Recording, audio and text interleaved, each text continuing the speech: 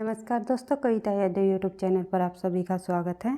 संपूर्ण हिंदी विषय की तैयारी को आगे बढ़ाते हुए आज की क्लास में हम करेंगे हिंदी साहित्य इतिहास लेखन परंपरा। हिंदी साहित्य इतिहास और लेखन परंपरा से संबंधित जितने भी महत्वपूर्ण बिंदु हैं वन लाइनर प्रश्नों के माध्यम से हम करेंगे। DSSB TGT PGT हिंदी की जो हम तैयारी कर रहे हैं उसी को मैराथन क्लास के माध्यम से चीज़ों को हम रिवाइज करते हुए आगे बढ़ेंगे, क्योंकि मैं आपको बार बार बोलती हूँ कि निरंतर अभ्यास ही आपको सफलता दिलाएगी। बार बार रिवीजन और निरंतर अभ्यास ही सफलता का राज है। तो शुरुआत कर लेते हैं। सबसे पहले हिंदी साहित्य इतिहास लेखन परंपरा से संबंधित महत्वपूर्ण बिंदु तो देख लेते हैं। हिंदी साहित्य इतिहास लेखन का सबसे पहला प्रयास किन्होंने किया? फ्रांस के विद्वान रहे गारसा तासी। ये आप सभी को पता है, हम बार बार इसको पढ़ चुके हैं। तो और अन्य तथ्य भी देख लेते हैं इससे संबंधित। गारसा तासी ने अपनी पुस्तक की रचना फ्रेंच भाषा में की। किस भाषा में की? इस्तवार द लिटरेचर एंड हिंदुस्तान की जो इन्होंने पुस्तक लिखी, इस पुस्तक की जो भाषा रही वो कौन सी भाषा थी? वो थी फ्रेंच भाषा। क्योंकि कई बार पूछ लिया जाता है कि गारसा तासी की पुस्तक जो इस्तवार द लिटरेचर एंड हिंदुस्तानी जो नाम रहा पुस्तक का, उसकी भाषा क्या रही? तो भाषा थी फ्रेंच। ये आपको ध्यान रखना है। बढ़ते हैं आगे। यह पुस्तक 2 भागों में विभक्त है, जिसका प्रकाशन 1839 ईस्वी तथा 1847 ईस्वी में हुआ। क्योंकि कई बार इसका प्रकाशन वर्ष भी पूछ लिया जाता है, तो ध्यान रखना है। पहला भाग जो है 1839 और दूसरा भाग 1847 ईस्वी में प्रकाशित किया गया। उसके बाद देख लेते हैं। यह ग्रंथ ग्रेट ब्रिटेन और आयरलैंड की प्राच्य साहित्य अनुवादक समिति की ओर से पेरिस में मुद्रित किया गया। उसके बाद देखें आगे। इस्तवार द लिटरेचर एंड हिंदुस्तानी द्वितीय संस्करण में 3 भागों में विभक्त है। एक सेकंड भाई। कई बार ये भी पूछ लिया जाता है कि गारसा तासी की पुस्तक इस्तवार द लिटरेचर एंड हिंदुस्तानी का द्वितीय संस्करण को कितने भागों में विभक्त किया गया? तो 3 भागों में। ये आपको ध्यान रखना है। और इसका प्रकाशन जो है सन 1871 में हुआ। इसके बाद देख लेते हैं। तासी ने अपनी पुस्तक में हिंदी और उर्दू के अनेक कवियों का विवरण वर्णानुक्रम के अनुसार किया, यानी कि वर्णानुक्रम पद्धति को अपनाते हुए इन्होंने हिंदी साहित्य इतिहास ग्रंथ लिखा, जिसका नाम था इस्तवार द लिटरेचर एंड हिंदुस्तानी। इनको आप बार बार रिवाइज करोगे तो ये हर एक तथ्य आपको याद हो जाएंगे। तो इन्हीं तथ्यों में से परीक्षा में घुमा फिरा कर प्रश्न पूछ लिए जाते हैं। तो देख लेते हैं आगे। गारसा तासी के ग्रंथ में कुल 738 कवि है। कितने कवि है? 738 कवियों की संख्या भी पूछ ली जाती है। फिर उसमें जो हिंदी के जो कवि रहे हैं उनकी संख्या है 72, यानी कि 72, तथा शेष जो जितने बच गए 738 में से जो है 72 हम माइनस कर देंगे, तो जितने भी और बाकी बच गए कवि रहे हैं वे हो जाएंगे उर्दू भाषा के। उर्दू के कवि शामिल है। लेकिन अगर हिंदी के कवि पूछ लिया जाए तो हिंदी के कवियों की कुल संख्या कितनी है? गारसा तासी के जो इस्तवार लिटरेचर एंड हिंदुस्तानी जो ग्रंथ लिखा है उसमें कुल कितने कवि हैं? 738। अगर हिंदी के कवियों की संख्या पूछ ली जाए तो 72, यानी कि 72। उसके बाद बात करें आगे। अगला हमारा तथ्य है। डॉक्टर लक्ष्मी सागर वाणसे ने तासी के ग्रंथ का हिंदी अनुवाद हिंदुई साहित्य का इतिहास नाम से किया। यानी कि लक्ष्मी सागर ने इसके गारसा तासी के जो ग्रंथ है उसका हिंदी अनुवाद जब किया, किस नाम से किया? हिंदुई साहित्य का इतिहास नाम से इन्होंने इस ग्रंथ का अनुवाद किया। कई बार पूछा जाता है, तो ध्यान रखना है। उसके बाद बात करें आगे। तासी ने पुस्तक इस्तवार द ला लिटरेचर एंड हिंदुस्तानी में एंदुई के लिए हिंदवी और हिंदुस्तानी के लिए हिंदुस्तानी यानी उर्दू। एंदुई के लिए जो है हिंदवी यानी कि हिंदी, और हिंदुस्तानी के लिए हिंदुस्तानी यानी कि उर्दू अर्थ प्रयुक्त किया है। यानी कि अगर पूछ लिया जाए, ये पूरा ग्रंथ दे दिया जाए गारसा तासी के जो ग्रंथ का नाम है इस्तवार द लिटरेचर एंड हिंदुस्तानी में जो आपको एंदुई और हिंदुस्तानी का अर्थ समझाना है तो किस प्रकार से आप समझाओगे। एंदुई के लिए इन्होंने हिंदवी नाम अर्थ दिया है जो कि हिंदी है, और हिंदुस्तानी के लिए इन्होंने जो है हिंदुस्तानी अर्थ बताया है जो कि उर्दू है। बढ़ते हैं आगे, देख लेते हैं अगला जो तथ्य है हमारा। हिंदी साहित्य इतिहास लेखन की परंपरा में हिंदी भाषा में लिखा प्रथम ग्रंथ श्री महेश दत्त शुक्ल द्वारा रचित भाषा काव्य संग्रह है। ये आपको ध्यान रखना है कि अगर ये पूछ लिया जाए तो हिंदी साहित्य इतिहास लेखन परंपरा में जो हिंदी भाषा में लिखा गया प्रथम ग्रंथ कौन सा है। जो ये अभी हमने पढ़ा गारसा दा तासी का ग्रंथ, वो था फ्रेंच भाषा में। ये आपको ध्यान रखना है, फ्रेंच भाषा में प्रथम साहित्य इतिहास लेखन लिखने का प्रयास किया गया गारसा दा तासी द्वारा। लेकिन अगर हिंदी भाषा में पूछ लिया जाए तो महेश दत्त शुक्ल द्वारा रचित भाषा काव्य संग्रह हम हिंदी भाषा में लिखा जाने वाला हिंदी साहित्य इतिहास लेखन परंपरा का प्रथम ग्रंथ माना जाएगा। तो देख लेते हैं अगला जो हमारा तथ्य है। भाषा काव्य संग्रह का प्रकाशन 1873 ईस्वी में नवल किशोर प्रेस लखनऊ से हुआ। कहाँ से हुआ? नवल किशोर प्रेस लखनऊ से। किस ग्रंथ का प्रकाशन हुआ? वो हुआ भाषा काव्य संग्रह का महेश दत्त शुक्ल द्वारा 1873 ईस्वी में। बढ़ते हैं आगे, अगला जो हमारा तथ्य है देख लेते हैं। शिव सिंह सेंगर ने शिव सिंह सरोज नाम से हिंदी भाषा में दूसरा ग्रंथ रचा है। तो हिंदी भाषा में लिखा गया दूसरा महत्वपूर्ण ग्रंथ कौन सा है? वो है शिव सिंह सेंगर द्वारा रचित शिव सिंह सरोज। और इस ग्रंथ को भी इन्होंने जो की रचना भी जो है वर्णानुक्रम पद्धति के आधार पर की गई। वर्णानुक्रम पद्धति को अपनाया गया शिव सिंह सेंगर द्वारा रचित शिव सिंह सरोज ग्रंथ के अंतर्गत भी। तो ये भी आपको ध्यान रखना है क्योंकि पूछ लिया जाता है कि शिव सिंह सरोज जो ग्रंथ है वो किस पद्धति पर आधारित है। इसमें भी जो है वर्णों के क्रम के अनुसार ही कवियों को रखा गया है साहित्य इतिहास लेखन के अंतर्गत। तो आपको ध्यान रखना है। तो शिव सिंह सरोज का प्रकाशन 1883 ईस्वी में हुआ। कई बार समय पूछ लेते हैं। तो बढ़ते हैं आगे। शिव सिंह सरोज में एक सहस्त्र यानी कि 838 कवियों और भाषा कवियों का जीवन परिचय, भाषा कवियों का जीवन चरित्र तथा उसकी कविताओं के उदाहरण दिए गए हैं। यानी कि कितने कवियों के जीवन चरित्र के उदाहरण दिए गए हैं इस ग्रंथ में? शिव सिंह सरोज में 838 कवियों के। ये आपको ध्यान रखना है। बढ़ते हैं आगे, अगला हमारा तथ्य है। सन 1888 ईस्वी में एशियाटिक सोसाइटी ऑफ बंगाल की पत्रिका के विशेषांक के रूप में जॉर्ज ग्रियर्सन द्वारा the modern vernacular literature of Hindustan का प्रकाशन हुआ। यानी कई बार पूछा जाता है ये जो इस जॉर्ज ग्रियर्सन जी के ग्रंथ का नाम the modern vernacular literature of Hindustan किस सन में प्रकाशित किया गया? 1888 ईस्वी में। ये आपको बात ध्यान रखना है क्योंकि 1883 में शिव सिंह सरोज का आया, फिर 1888 में जो है जॉर्ज ग्रियर्सन ने इन्होंने जो है काल कर्मानुसार पद्धति को अपनाया। काल कर्मानुसार पद्धति को अपनाया जॉर्ज ग्रियर्सन जी ने। काल के आधार पर कवियों को रखा है। उसके बाद बात करें आगे, देख लेते हैं जो ये ग्रंथ है जॉर्ज ग्रियर्सन का the modern vernacular literature of Hindustan किस पत्रिका में सबसे पहले जो है किस पत्रिका के विशेषांक के रूप में निकला?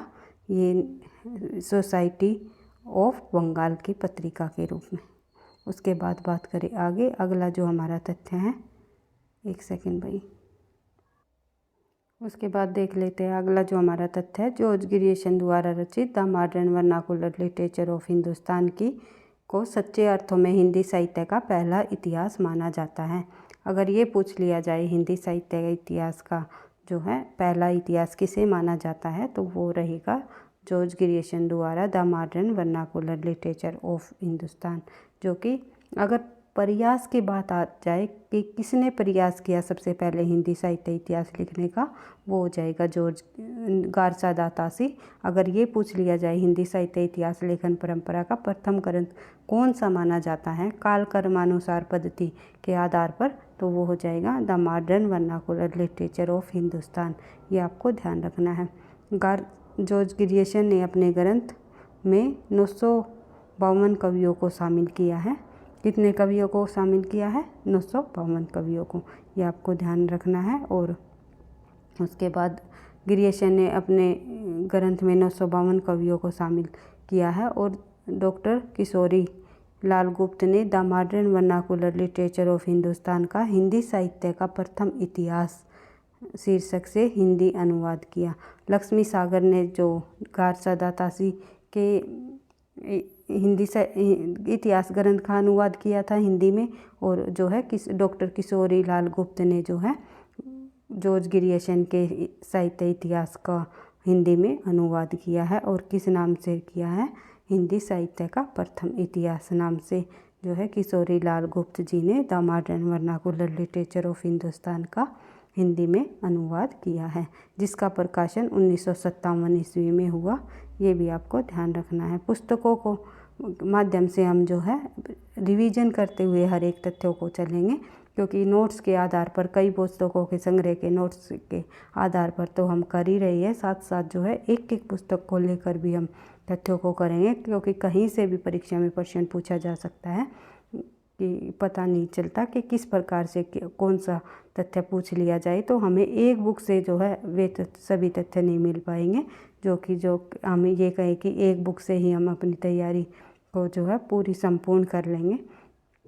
तो जो मेन जो और अन्य तथ्य है वे कई बुकों के जो संग्रह से हम करते हुए चल ही रही है। साथ ही जो है एक एक पुस्तकों को भी कवर करने की हम कोशिश करेंगे। मैराथन क्लास के आधार पर ही हम चीज़ों को आगे बढ़ाते हुए परीक्षा तक अधिक से अधिक संपूर्ण हिंदी साहित्य के तथ्यों को करते हुए अपनी तैयारी को आगे बढ़ाएंगे। तो आगे देख लेते हैं। जॉर्ज ग्रियर्सन ने कवियों और लेखकों का काल कर्मानुसार वर्गीकरण तथा उनकी प्रवृत्तियों को स्पष्ट किया है। ये आपको ध्यान रखना है। मैंने बताया था कि जो गार्सा दा तासी शिव सिंह सेंगर जी थे, उन्होंने वर्णानुक्रम पद्धति को अपनाया है। वर्णानुक्रम शिव सिंह सेंगर और गार्सा दा तासी ने। लेकिन जो जॉर्ज ग्रियर्सन ने अपने इतिहास ग्रंथ में जो है काल कर्मानुसार पद्धति को अपनाया है, क्योंकि यहाँ से हमेशा प्रश्न पूछे जाते हैं किस लेखक ने किस हिंदी साहित्य इतिहास लेखन में किस पद्धति को अपनाया गया। तो आपको ध्यान रखना है। बढ़ते हैं आगे। विभिन्न युगों की काव्य प्रवृत्तियों की व्याख्या करते हुए उनसे संबंधित संस्कृति परिस्थितियों व प्रेरणा स्रोतों का उद्घाटन किया है। उसके बाद देख लेते हैं। प्रस्तुत ग्रंथ को विभिन्न कालखंडों में विभक्त किया गया है तथा प्रत्येक अध्याय काल विशेष का सूचक माना जाता है। जॉर्ज ग्रियर्सन ने प्रथम बार हिंदी साहित्य का भाषा की दृष्टि से क्षेत्र निर्धारण करते हुए संस्कृत, प्राकृत एवं अरबी फारसी मिश्रित उर्दू को उसे पृथक किया है। ये भी आपको ध्यान रखना है कि पहली बार जो जॉर्ज ग्रियर्सन ने जो है हिंदी साहित्य का भाषा की दृष्टि के क्षेत्र निर्धारण भी करते हुए जो क्या किया है, संस्कृत, प्राकृत व अरबी मिश्रित उर्दू को उससे अलग दिखाया है। इस प्रकार से इस तथ्यों से भी प्रश्न पूछा जाता है।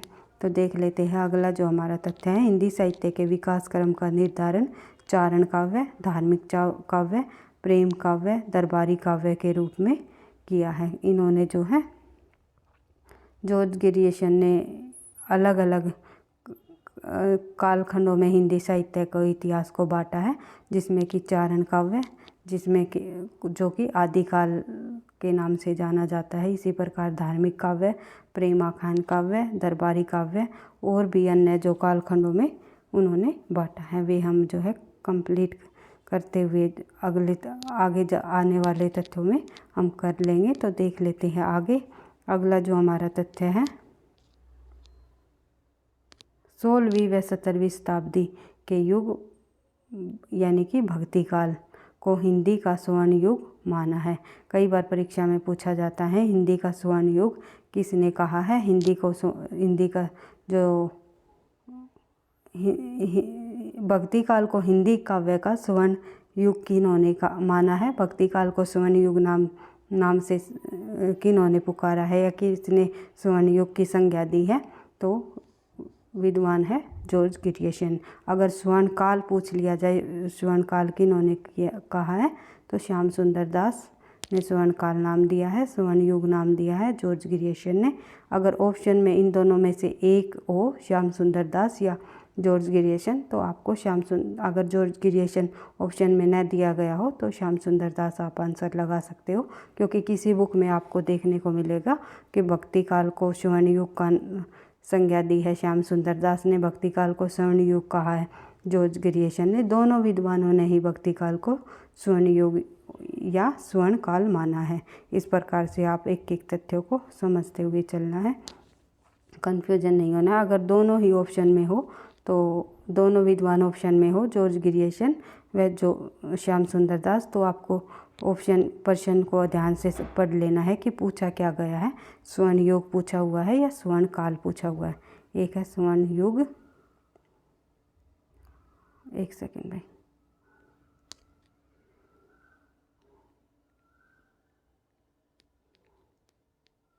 एक सेकंड भाई, एक तथ्य है स्वर्ण युग और एक है स्वर्ण काल। अगर काल का नाम आ जाए तो श्याम सुंदर दास और स्वर्ण युग कहा है जॉर्ज ग्रियर्सन ने। ये आपको ध्यान रखना है, बिल्कुल एक एक तथ्यों को समझते हुए चलना है, क्योंकि कई प्रश्न हमारे हिंदी साहित्य इतिहास के अंतर्गत कन्फ्यूजन संबंधित होते हैं। तो उस कन्फ्यूजन को आप जो है साथ साथ क्लियर करते हुए चलोगे तो परीक्षा में आपको अधिक कठिनाई का सामना नहीं करना पड़ेगा। नहीं तो आप प्रश्नों में उलझे ही रह जाते हो कि यहाँ पे ये दिया हुआ है, वहाँ पे ये दिया हुआ है, किस प्रकार से हम जो है आंसर लगाएं। तो अगला जो हमारा तथ्य है देख लेते हैं आगे। उस जॉर्ज ग्रियर्सन के बाद जो हिंदी साहित्य इतिहास लेखन परंपरा को आगे बढ़ाया था वो रहे मिस्र बंधु। मिस्र बंधु विनोद नाम से हिंदी साहित्य इतिहास ग्रंथ की रचना की। मिस्र बंधुओं में गणेश बिहारी, आप लोगों को पता है, 3 मिस्र बंधुओं में 3 विद्वान शामिल हुए हैं, जिनको मिलाकर उन तीनों को ही कहा जाता है मिस्र बंधु। तो मिस्र बंधुओं में कौन कौन शामिल है? गणेश बिहारी, श्याम बिहारी और सुखदेव बिहारी। मिस्र बंधु विनोद 4 भागों में विभक्त है, जिसमें कि प्रथम भाग 3 भाग प्रकाशन रहा 1913 में तथा चतुर्थ भाग का प्रकाशन हुआ 1934 ईस्वी में। ये आपको ध्यान रखना है, क्योंकि मिस्र बंधु जो विनोद को रचना है, मिस्र बंधु जो विनोद ग्रंथ है, उसको 4 भागों में बांटा गया है, 4 भागों में विभाजित किया गया है। पहले 3 भागों का जो प्रकाशन वर्ष है वो 1913 ईस्वी, और जो चौथे भाग का जो प्रकाशन वर्ष रहा वो है 1934। क्योंकि पूछ लिया जाता है प्रथम 3 भागों का प्रकाशन वर्ष क्या रहा, चौथे भाग का प्रकाशन वर्ष क्या रहा। इस प्रकार से बढ़ते हैं थोड़ा और आगे। मिस्र बंधु विनोद में 4591 कवियों का जीवन वृत्त दर्शाया गया है। कितने कवियों का? 4591। लगभग 5000 कवियों का जीवन वर्णन इसमें दिया गया है। कई बार 4591 आपको ऑप्शन में ना दिखाई दे, तो यहाँ पर जो हम 5000 पर भी आंसर टिक कर देते हैं, क्योंकि लगभग 5000 कवियों का जीवन वृत्त इस ग्रंथ में इन्होंने प्रस्तुत किया है। उसके बाद देख लेते हैं आगे। इनमें अनेक अज्ञात कवियों को प्रकाशन में लाने के साथ ही उनके साहित्यिक महत्व को स्पष्ट करने का प्रयास किया है। मिस्र बंधु विनोद में कवियों का सर्वाधिक महत्व निर्धारित करने के लिए उनकी 4 श्रेणियां बनाई गई हैं। हिंदी साहित्य इतिहास लेखन की परंपरा में आचार्य रामचंद्र शुक्ल द्वारा रचित हिंदी साहित्य का इतिहास का स्थान सर्वोच्च है। आचार्य रामचंद्र शुक्ल द्वारा लिखा गया हिंदी साहित्य का इतिहास ग्रंथ का नाम है हिंदी साहित्य का इतिहास। कई बार परीक्षा में पूछा जाता है हिंदी साहित्य इतिहास का ग्रंथ के लेखक कौन रहे हैं, तो आचार्य रामचंद्र शुक्ल जी। उसके बाद देख लेते हैं आचार्य शुक्ल का इतिहास मूलतः नागरी प्रचारणी सभा द्वारा प्रकाशित हिंदी शब्द सागर की भूमिका के रूप में हिंदी साहित्य के विकास नाम से सन 1929 ईस्वी में प्रकाशित किया गया।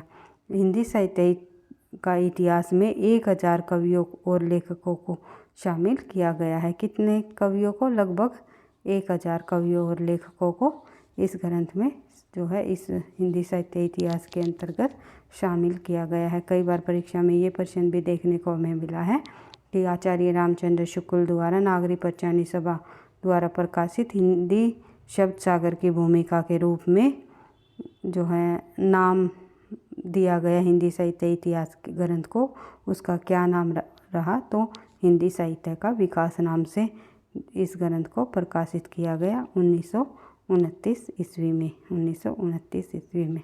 इसका आपका ध्यान रखना है। बढ़ते हैं आगे। अगला जो हमारा तथ्य है, एक सेकंड आगे दिया हुआ है।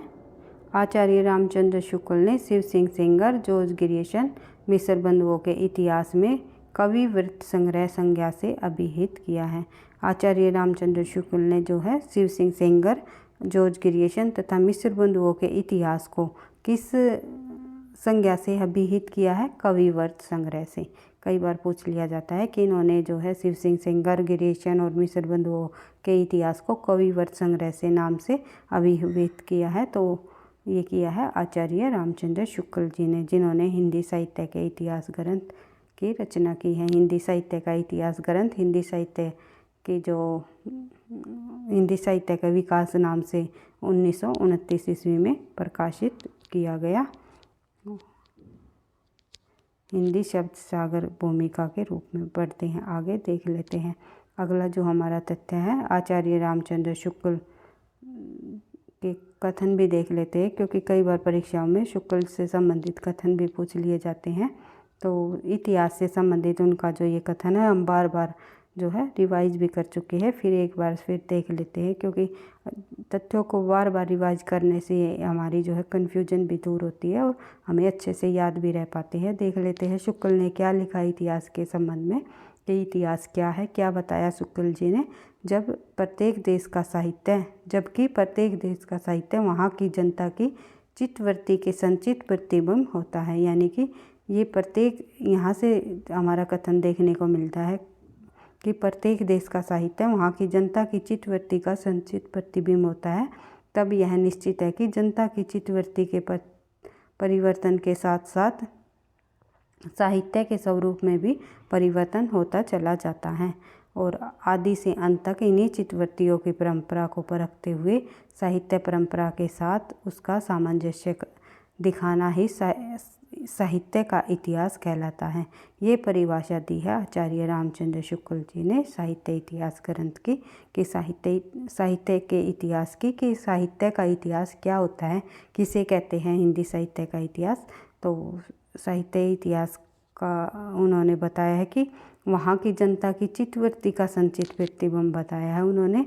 जैसे जैसे जनता की जो मन के भाव भी बदलते जाते हैं, उनकी जो चित्तवृत्तियाँ हैं में परिवर्तन होता जाता है, वैसे वैसे ही जो है साहित्य में भी परिवर्तन होना स्वाभाविक सी बात है।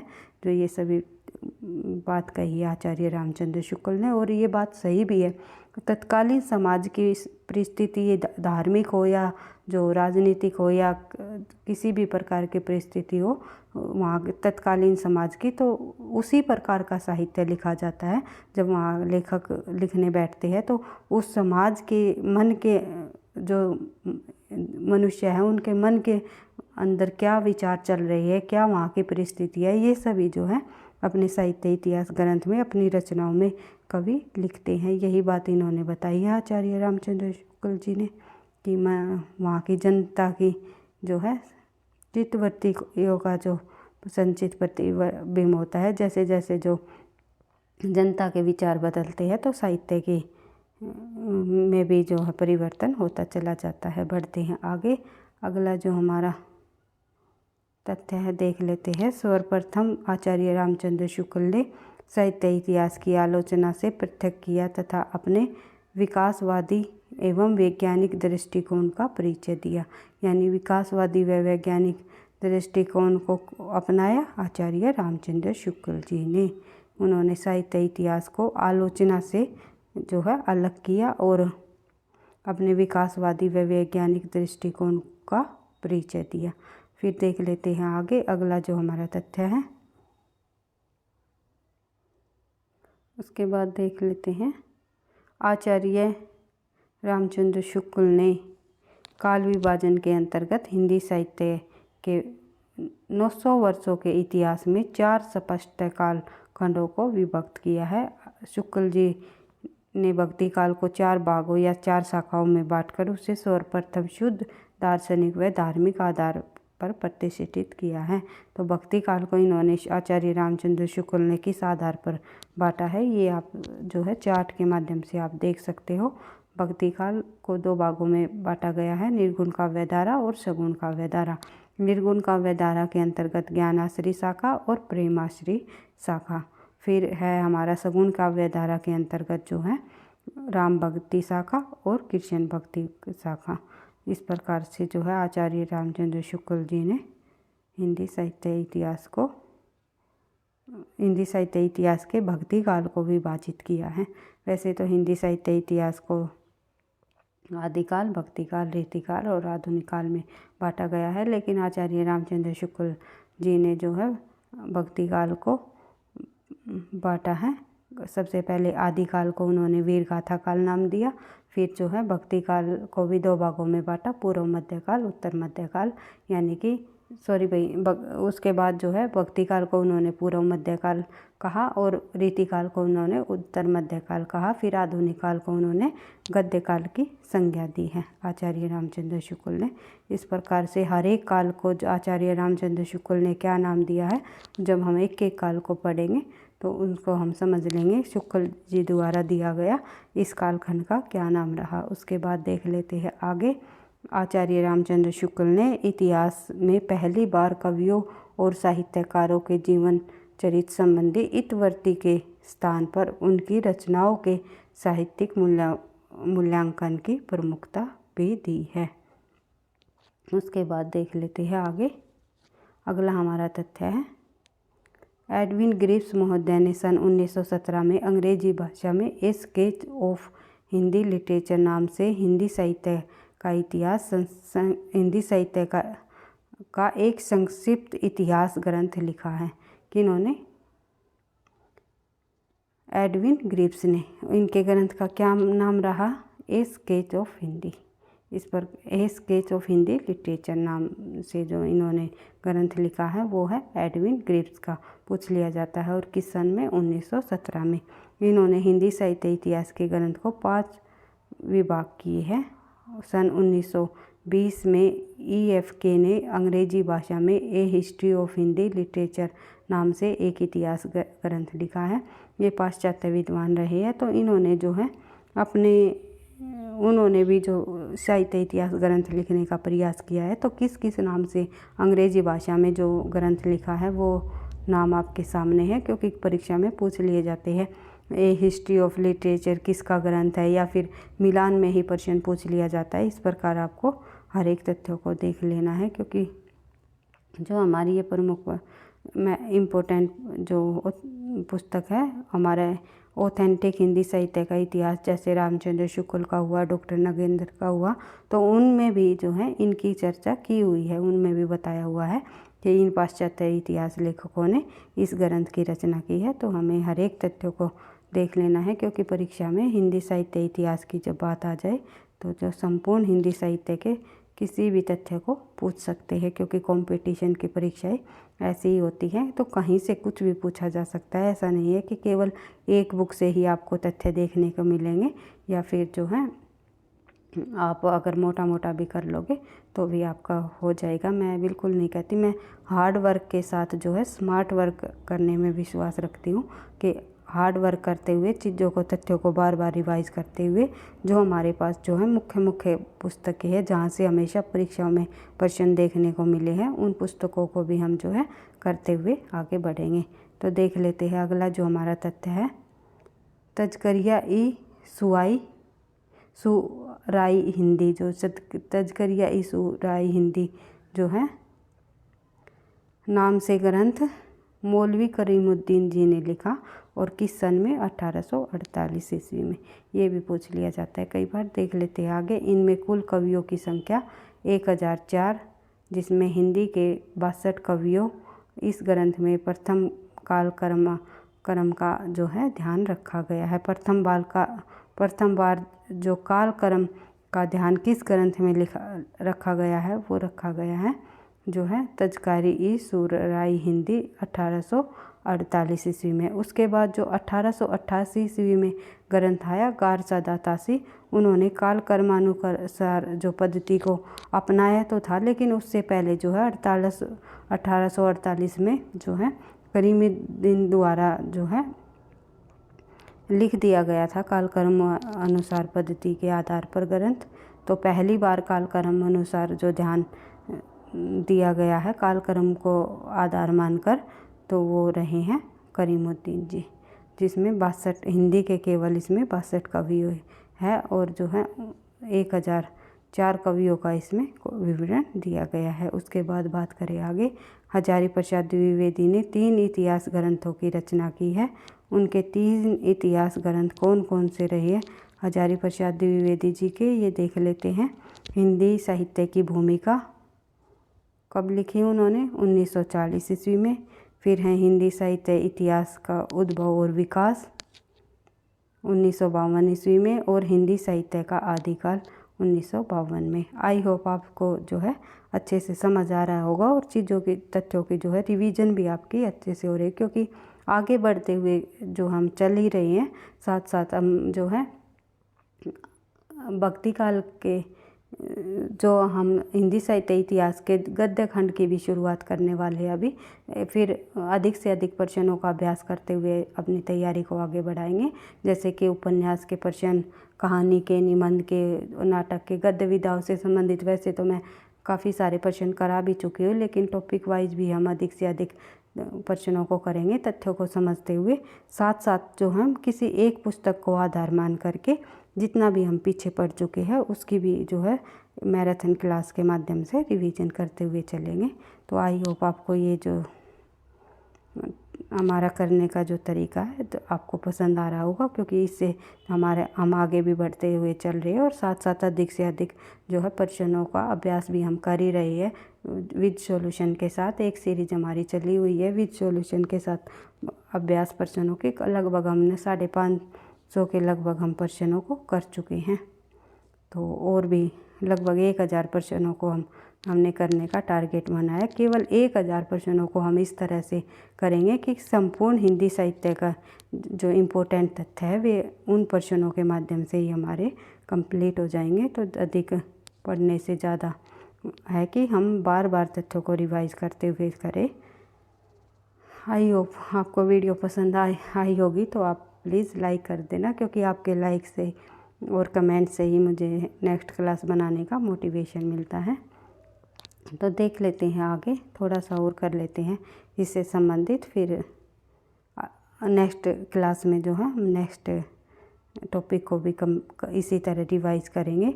देख लेते हैं हिंदी साहित्य का इतिहास जो आचार्य रामचंद्र शुक्ल द्वारा ग्रंथ लिखे गए वे हमने देख लिए। हिंदी साहित्य की भूमिका 1940 ईस्वी में। हिंदी साहित्य का उद्भव विकास 1952 में। फिर है हिंदी साहित्य का आदिकाल जो है 1952 में। एक हिंदी साहित्य का उद्भव और विकास जो है उदय नारायण तिवारी जी द्वारा भी लिखा गया, ये आपको ध्यान रखना है। तो 3 ग्रंथ लिखे हजारी प्रसाद द्विवेदी जी ने, ये 1940, 1952, 1952। इस प्रकार से बढ़ते हैं थोड़ा और आगे। आचार्य हजारी प्रसाद द्विवेदी ने अपने इतिहास की परंपरा की निरंतरता का अनुशीलन करते हुए एक व्यापक इतिहास ग्रंथ की भूमिका तैयार की है। उसके बाद देख लेते हैं आगे। डॉक्टर राम कुमार वर्मा ने हिंदी साहित्य का आलोचनात्मक इतिहास पुस्तक लिखी। किसने लिखी? हिंदी साहित्य का आलोचनात्मक इतिहास नाम से पुस्तक डॉक्टर राम कुमार वर्मा ने। हिंदी साहित्य का आलोचनात्मक इतिहास का प्रकाशन 1938 ईस्वी में हुआ। कब हुआ? 1938 ईस्वी में, ये भी आपको ध्यान रखना है। उसके बाद बात करें, डॉक्टर वर्मा ने अपने इतिहास ग्रंथ में 693 ईस्वी से लेकर के 1693 ईस्वी तक के काल अवधि को अर्थात संधि से लेकर भक्ति काल तक की अवधि को लिया है। यानी कि एक सेकंड, आदिकाल यानी कि संधि काल। डॉक्टर रामकुमार वर्मा ने जो है आदिकाल को 2 भागों में बांटा है। एक तो उन्होंने संधि काल नाम दिया है और दूसरा दिया है चारण काल। चारण काल और संधि काल नाम दिया है कि इन्होंने डॉक्टर रामकुमार वर्मा ने। और वैसे आदिकाल को चारण काल नाम किसने भी दिया है, किस और अन्य पाश्चात्य विद्वान ने, जॉर्ज ग्रियर्सन ने।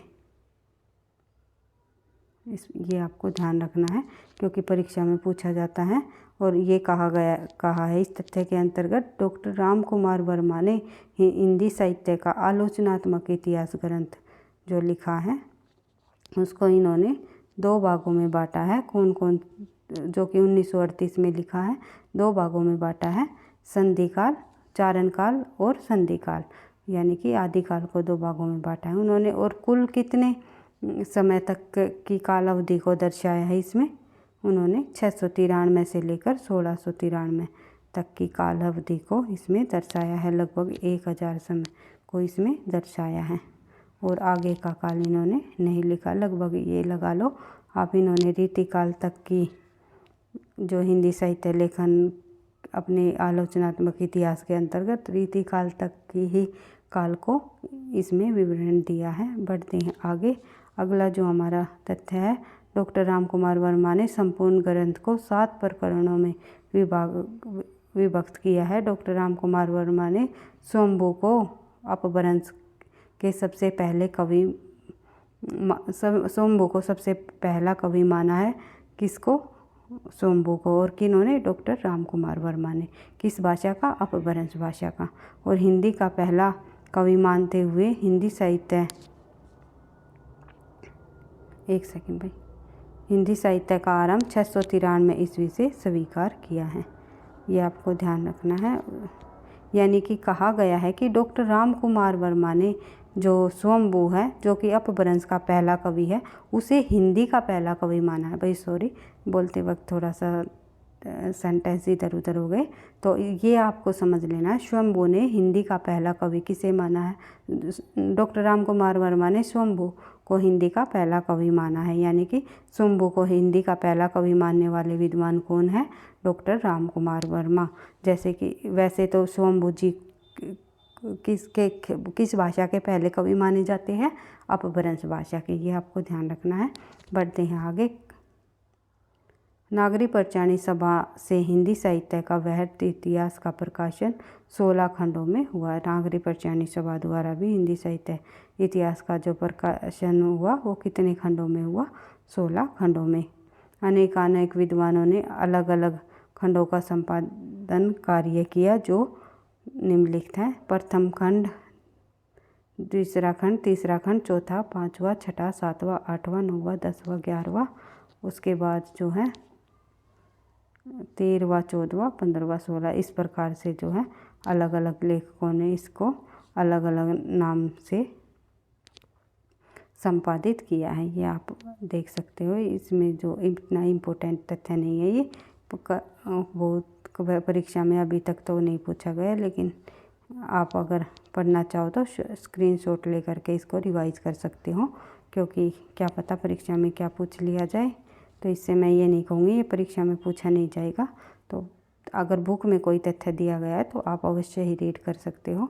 बढ़ते हैं आगे। लेकिन हम जो है थोड़ा सा समय की नज़ाकत को भी देखते हुए चीज़ों को जल्दी कंप्लीट करने की कोशिश करेंगे, क्योंकि हमारा सिलेबस काफ़ी सारा है। एक बार हम जो है धीरे धीरे सभी पुस्तकों के संग्रह से तथ्यों को करते हुए चल ही रही है। साथ साथ जो है एक पुस्तकों को भी आधार बना करके हम तथ्यों की रिवीजन करेंगे। इसी प्रकार से आपकी जो है अच्छी तैयारी हो जाएगी परीक्षा तक। देख लेते हैं आगे। अगला जो हमारा तथ्य है, धीरेन्द्र शर्मा ने विभिन्न विद्वानों के सामूहिक सहयोग से हिंदी इतिहास नाम से ग्रंथ लिखा। यानी कि कहा गया कि धीरेन्द्र वर्मा द्वारा जो लिखा गया ग्रंथ कौन सा है हिंदी साहित्य का, वो है हिंदी इतिहास, हिंदी इतिहास नहीं, हिंदी साहित्य ग्रंथ नाम से जो है हिंदी साहित्य के इतिहास ग्रंथ का इन्होंने संपादन किया डॉक्टर धीरेन्द्र ने। किस नाम से, एक बार फिर से बोल देती हूँ, हिंदी साहित्य, ये आपको ध्यान रखना है। बढ़ते हैं आगे। अगला जो हमारा तथ्य है, इस ग्रंथ में संपूर्ण हिंदी साहित्य को 3 कालों में विभक्त किया गया। कौन कौन से, आदिकाल, मध्यकाल एवं आधुनिक काल में इन्होंने बांटा, और प्रत्येक काल का काव्य परंपराओं का विवरण अवच्छिन्न रूप से प्रस्तुत किया गया। इसके बाद बात करें आगे, हिंदी काव्य धारा जो ग्रंथ है वो है राहुल सांस्कृत्यायन द्वारा 1944 ईस्वी में। हिंदी साहित्य का इतिहास 1973 डॉक्टर नगेंद्र द्वारा लिखा गया। हिंदी साहित्य का वैज्ञानिक इतिहास कई बार परीक्षाओं में पूछा जाता है।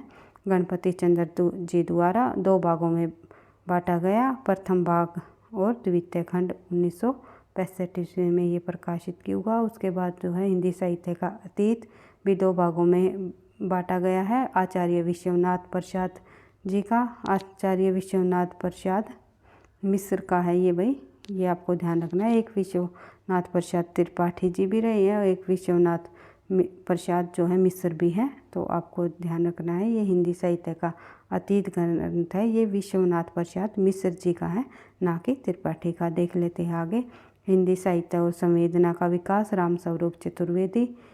साहित्य का इतिहास दर्शन नलिन विलोचन शर्मा। ये सभी ग्रंथ इम्पोर्टेंट है भाई, कहीं ना कहीं पिछली परीक्षाओं में ये एनटीए नेट में या फिर टीजीटी पीजीटी में पूछे जा चुके हैं। इनको आप बार बार रिवाइज करते हुए याद कर लेना है।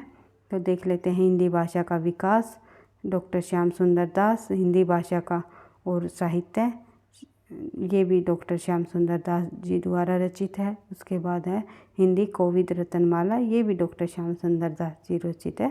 तो 3 ग्रंथ हमने देख ही लिए डॉक्टर श्याम सुंदर दास जी के। एक सेकंड भाई, डॉक्टर श्याम सुंदर दास जी द्वारा रचित हमने 3 ग्रंथ देख लिए। कौन कौन से, हिंदी भाषा का विकास, हिंदी भाषा और साहित्य, हिंदी कवित रत्नमाला, ये तीनों ग्रंथ डॉक्टर श्याम सुंदर दास जी द्वारा रचित है। उसके बाद जो है देख लेते हैं आगे, राजस्थानी भाषा और साहित्य मोतीलाल मैनारिया। राजस्थानी पिंगल साहित्य, ये भी मोतीलाल मैनारिया। और हिंदी वीर काव्य, ये है टीकम सिंह तोमर। उसके बाद हिंदी काव्य शास्त्र का इतिहास, हिंदी काव्य शास्त्र का इतिहास लिखा भागीरथ मिश्र जी ने। आधुनिक हिंदी का आदिकाल लिखा श्री नारायण चतुर्वेदी जी ने। हिंदी साहित्य 20वीं शताब्दी नंदुलारी वाजपेयी। आधुनिक हिंदी साहित्य नंदुलारी वाजपेयी। हिंदी साहित्य का इतिहास 1931 में लिखा रमाशंकर शुक्ल जी द्वारा। हिंदी साहित्य का इतिहास नाम से जो है 1929 का ग्रंथ आ जाए तो आचार्य रामचंद्र शुक्ल। और अगर 31 अगर संदेह करके पूछ लिया जाए 1931 में किन्होंने लिखा, तो रमाशंकर शुक्ल जी द्वारा रसाल, जो रमाशंकर शुक्ल रसाल रहे हैं, उन्होंने 19 हिंदी साहित्य के इतिहास नाम से ग्रंथ लिखा। हिंदी साहित्य के इतिहास नाम से और भी कई लेखकों ने लिखे हैं, ऐसा नहीं है केवल एक आचार्य रामचंद्र शुक्ल जी द्वारा ही लिखा गया। लेकिन समय दे दिया जाएगा कि इस सन में जब जो है हिंदी साहित्य का इतिहास ग्रंथ लिखा गया वो किस विद्वान का है या किस लेखक का है, तो आपको ध्यान रखना है आचार्य रामचंद्र शुक्ल जी का। और 1931 में रमाशंकर शुक्ल रसाल का। हिंदी भाषा का उद्भव और विकास उदय नारायण तिवारी।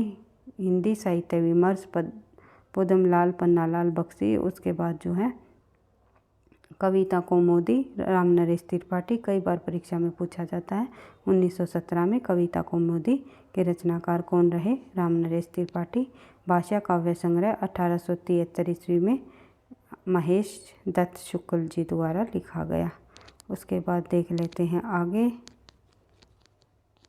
कुछ इतिहास ग्रंथ हो रहा है उनको और देख लेते हैं हम थोड़ा जल्दी। फिर आज की क्लास हिंदी साहित्य इतिहास लेखन परंपरा की एक पुस्तक के अनुसार जो है एक चैप्टर हम पूरा कंप्लीट कर लेंगे। फिर उसके बाद जिस एक 1 लाइनर प्रश्नों को जो है आदिकाल को और भक्तिकाल, रीतिकाल जितना हम पहले पढ़ चुके हैं उनकी रिवीजन हमारी होती चली जाएगी। साथ साथ हमें जो है अन्य नए तथ्य भी देखने को मिलेंगे।